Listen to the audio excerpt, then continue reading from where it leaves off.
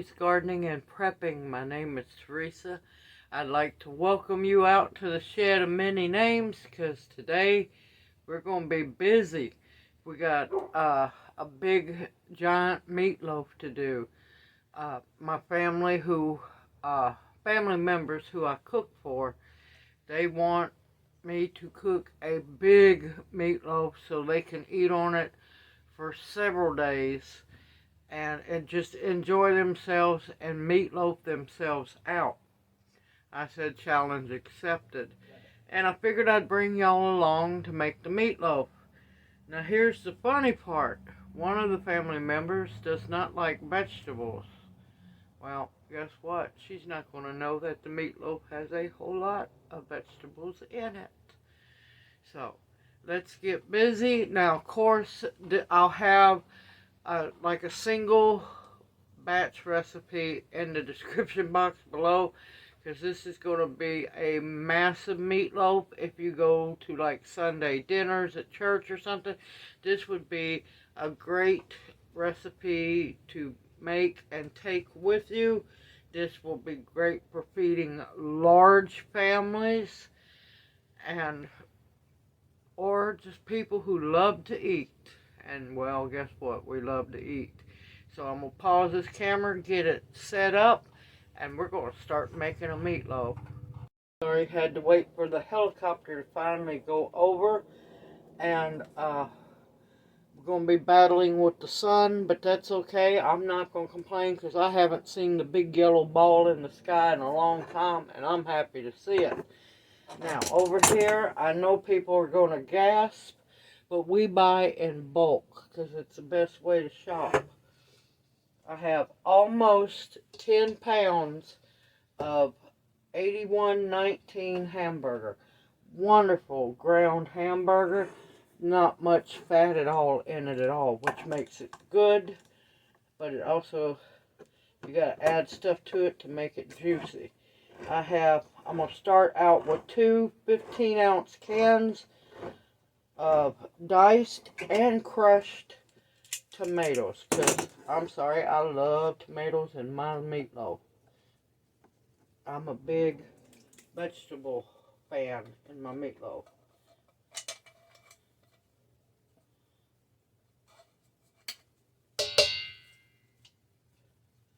Make sure you get all of that out. And also remember to recycle your cans.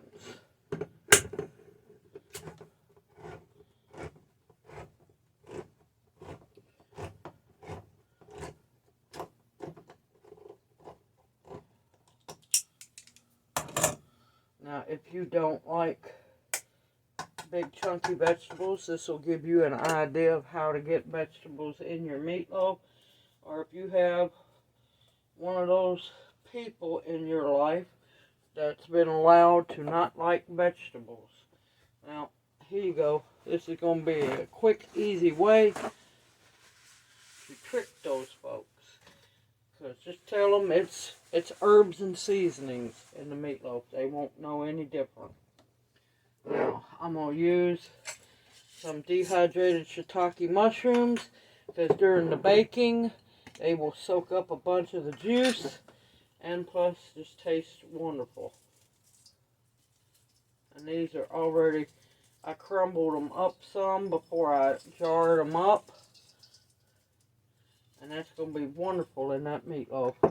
And of course, they're going to rehydrate and get bigger, and it'll be perfectly fine. Let's go and get our seasonings in.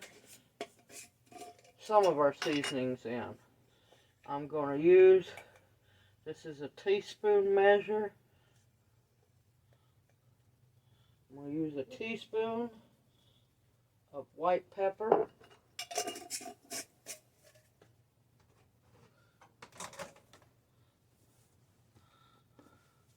I want 2 tablespoons.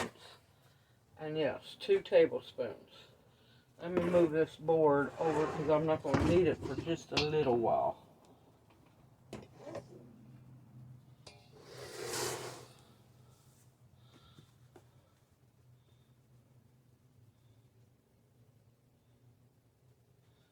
is a good, healthy tablespoon.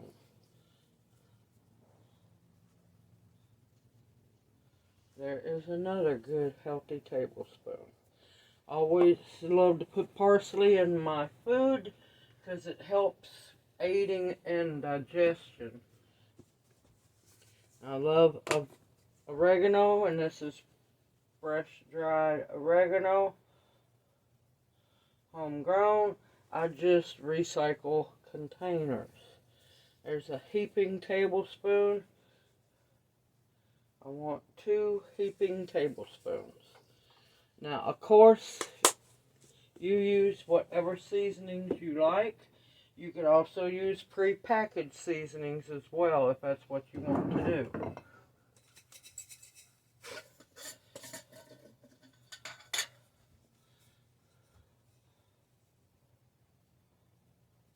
That's a good tablespoon of pink salt. Remember, this is 10 pounds of meat. It's still going to come out as low sodium. But you want to make sure you have some seasoning in it, because nobody likes an old nasty bland meatloaf. Now here comes the fun part. Because last night she told me, oh, I don't want no big chunky bell peppers in the meatloaf, please. Well, challenge accepted. I've got dehydrated bell peppers.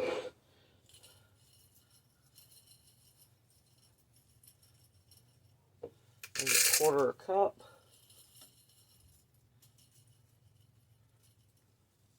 Another 1/4 cup. I'm going to use about 3/4 of a cup. Because, well, I'm going to be eating some of this meatloaf. And guess what I love in my meatloaf? Bell peppers. But I'm going to know that there's bell peppers in it. Okay, and this is spinach. Absolutely love. Oh my gracious. Fresh dehydrated spinach. There's a good 1/4 cup. I'm going to put about 1/2 cup.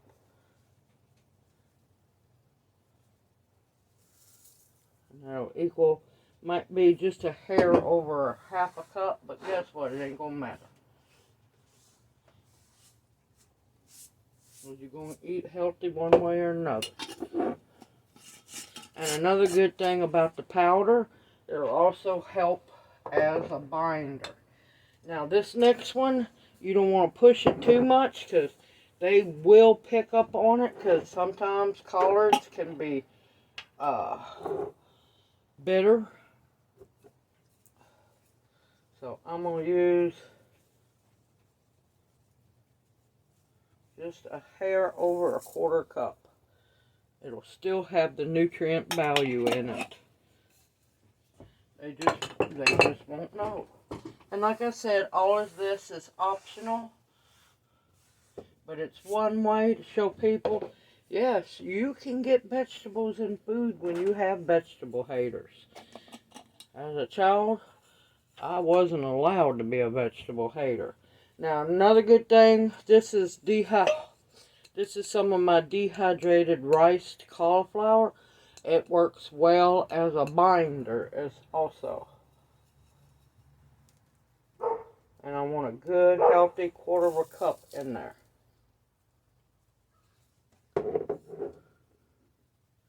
And they'll never know. There's more than one way to make people healthy. And this is fresh black peppercorns. Well, they're dried, but you know what I mean. And I'm going to end up wanting to use about 1/2 teaspoon of them. There we go. A good 1/2 teaspoon, and they'll get ground up in with the vegetable powder. Now, if you had more vegetables you wanted to use, or different vegetables you wanted to use, please do so.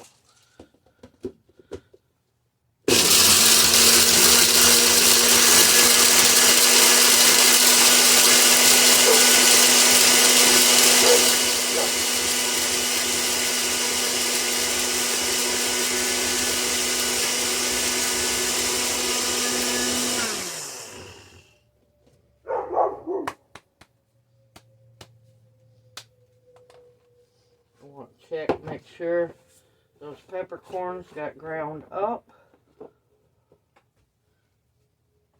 And they did. Look at that beautifulness. Beautiful and healthy.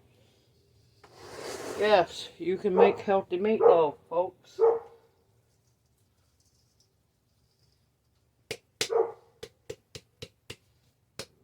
And they won't know it's in there.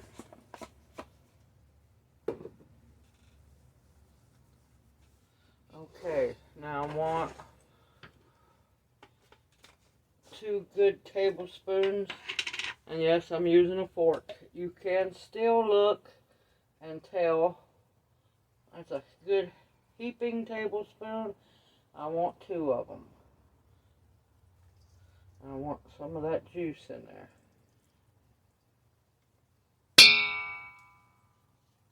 I don't want no trouble with no vampires.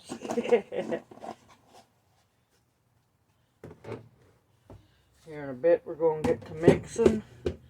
Now, unfortunately, I've got to get to making some more instant rice. But I'm going to use what I have. And I'll say, I know for a fact it's not going to be enough rice, but it's better than none. This is about a ½ cup of my homemade instant rice. It's just going to have to work because that's what I have. Okay, next on, I want to add some eggs. And since I'm low on binder, I'm going to add more eggs. That way, it'll make your meatloaf stick together.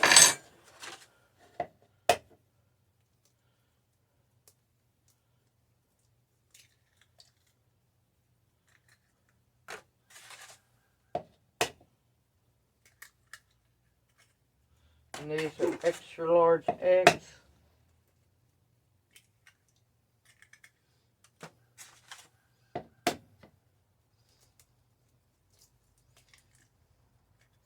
And no, don't worry, they're not going to go back in the fridge like this. I'm going to be using the last 2 eggs in another recipe here soon, once I get this meatloaf rolling. Now, I already have the oven heating up at 350. Yep. One more just for the heck of it. That'll be 7 eggs. Just remember, I'm using 10 pounds, almost right at 10 pounds of good ground hamburger.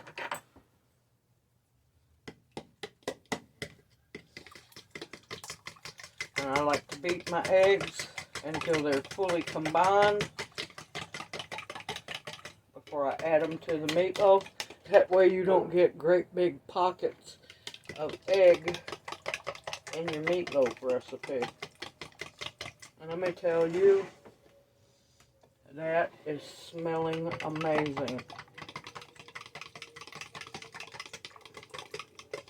And that's going to be one good, healthy meatloaf. I'm going to move it over here for a minute because we got to get to cutting up some onion.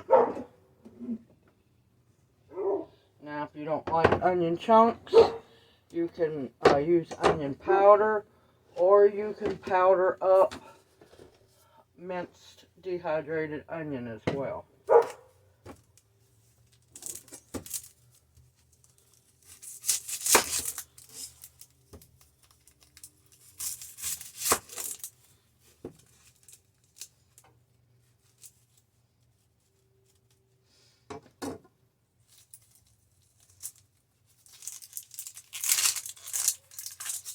And like I said, make sure you have a compost bucket.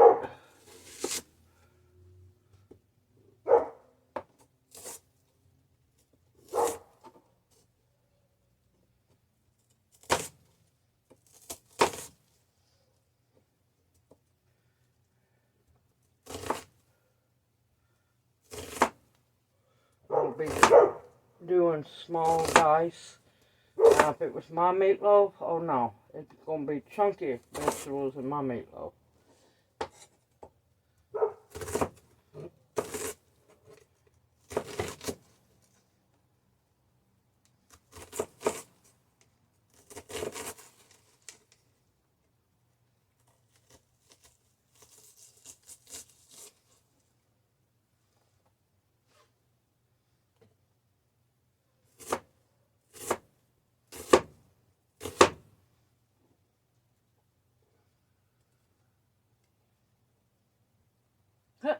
I knew something was wrong.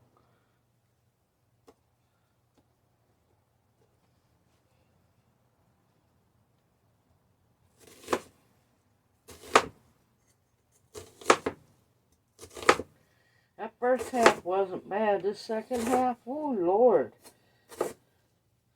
Angry onion. That's okay. It means it's going to taste really good in that meatloaf. In case I notice it needs more tomato, I have one more can over there.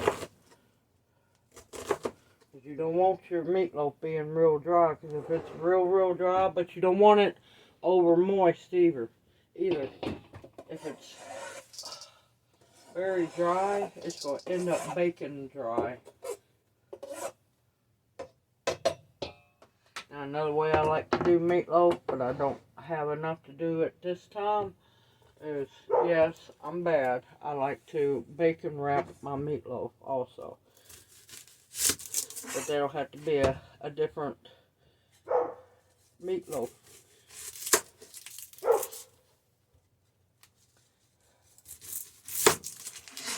Yep, that onion is looking rough. I've noticed a lot of the onions in the stores are starting to look really rough. But they also know spring's coming, and they think they need to grow. So, it's going to be a large and a kind of small or medium onion.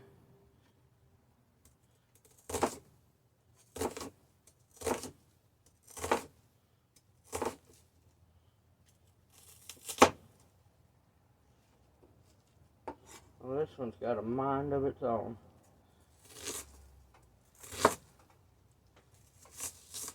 Yep.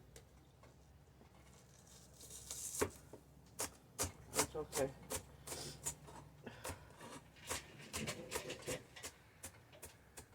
Gonna get chopped up one way or another. Well, that was entertaining. I forgot to latch the door on the shed. I didn't know what on earth was going on. But that's okay. I got a big old butcher knife in my hand. Ain't nobody gonna bother me.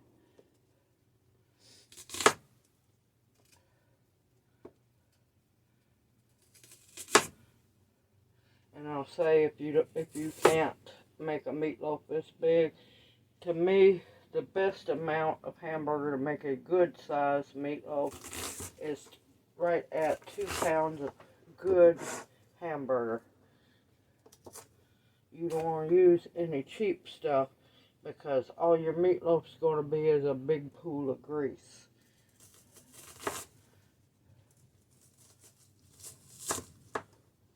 And that's one thing you do not want your meatloaf to be.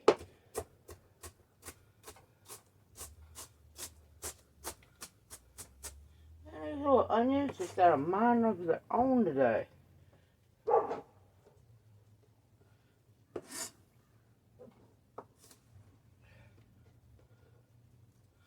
Okay.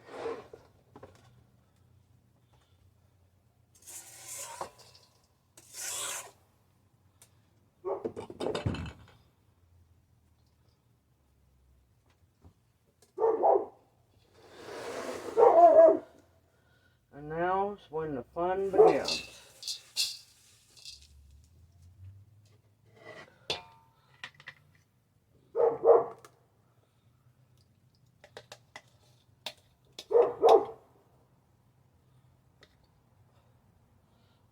both my hands get filthy.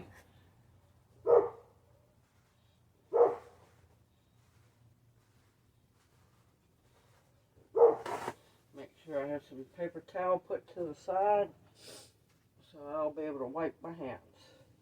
Like I said, roll your sleeves up, and you're going to want to squeeze those ingredients into that meat and make sure they get mixed together very well. Because you don't want any part of your meat not having any flavor to it. And the more you mix it together, the better. Oh, Lordy, that meat's cold. Jana! Oh, that poor dog hates squirrels. She's right up there with me with hating squirrels.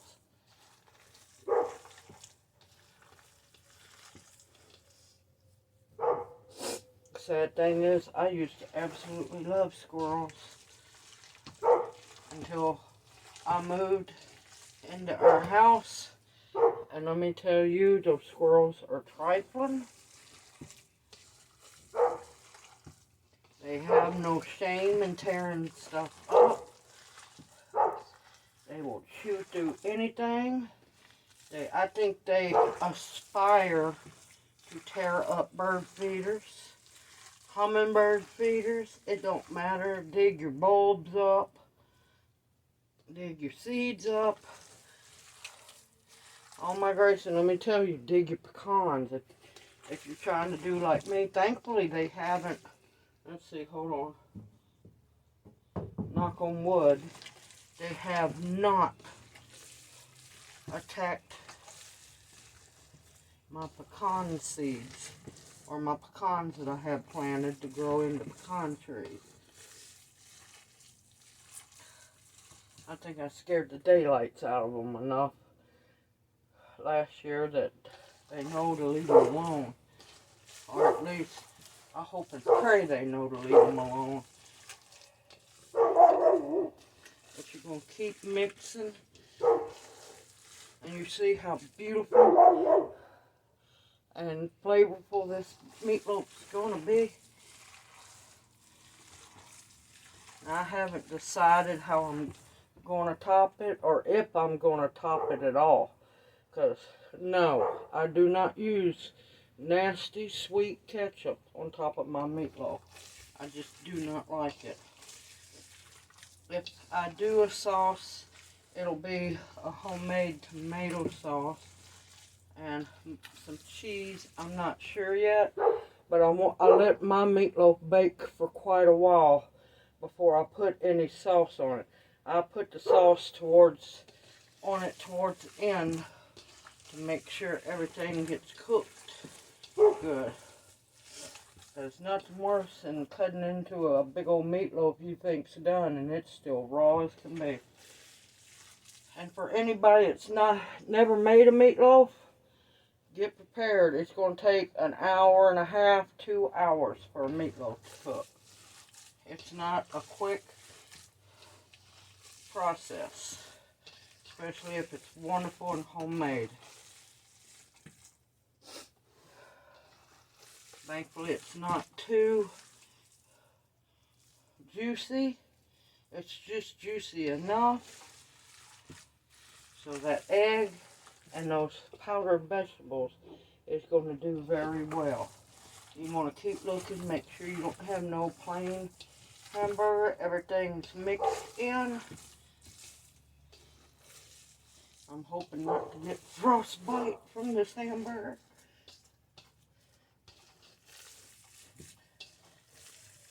But it's a job. But it's so, so well worth it. I hope you can see that. Look how beautiful that meatloaf is. That's going to be a good, healthy, flavorful meatloaf. Meatloaf is not supposed to be plain and boring. There we go. Now, I've olive oiled my pan just lightly, because you got to remember some fat is going to come out of your meatloaf.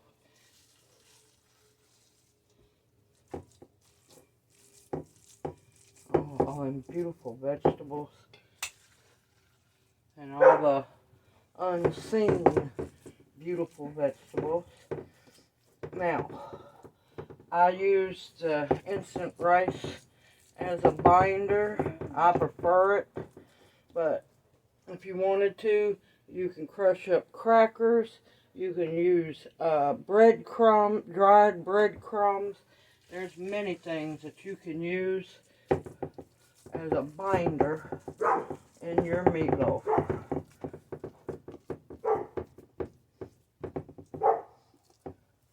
But no, they're looking forward to meatloaf sandwiches and just eating meatloaf till they're tired of it. I'm like going, okay, challenge accepted.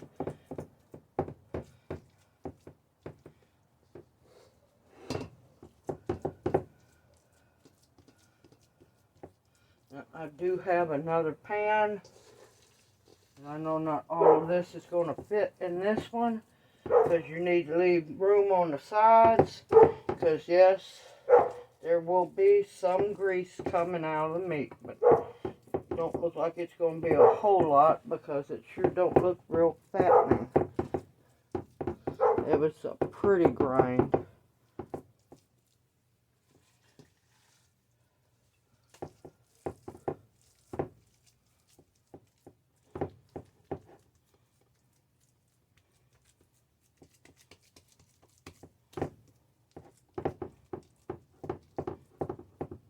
Only reason why I didn't use any slap your mama, she does not like any heat, so nothing spicy in here.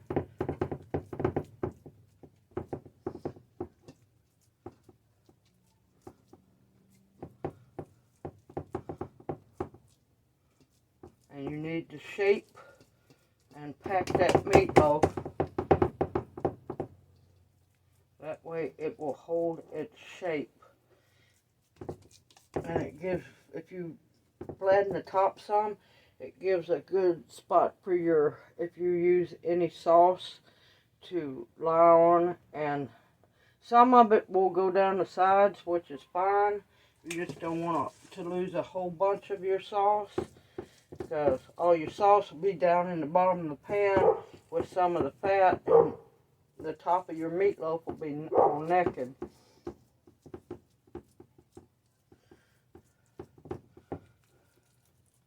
I know she wants macaroni and cheese, but for the other side of the family, we're going to do some oven roasted vegetables, because I hit the mother load on clearance vegetables yesterday, and yeah, we've been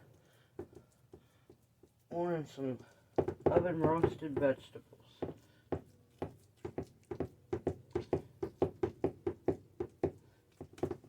Okay, that's going to take a while to bake. Let's get this other one going. Already got it olive oiled as well.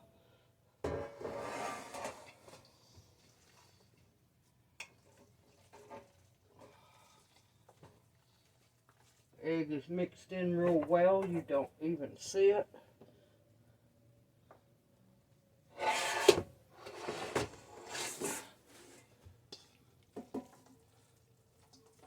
Just gonna dump that in. Make sure you get all of your ingredients out. And I'm gonna tell you right now, this meatloaf smells smells absolutely amazing. I cannot wait to see what it's going to smell like as it cooks.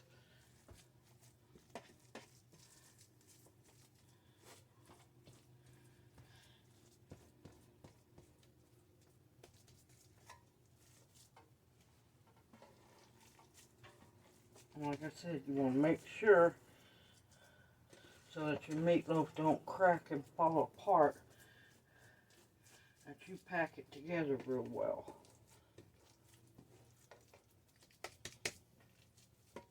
The more you work it, the more it's going to stick together.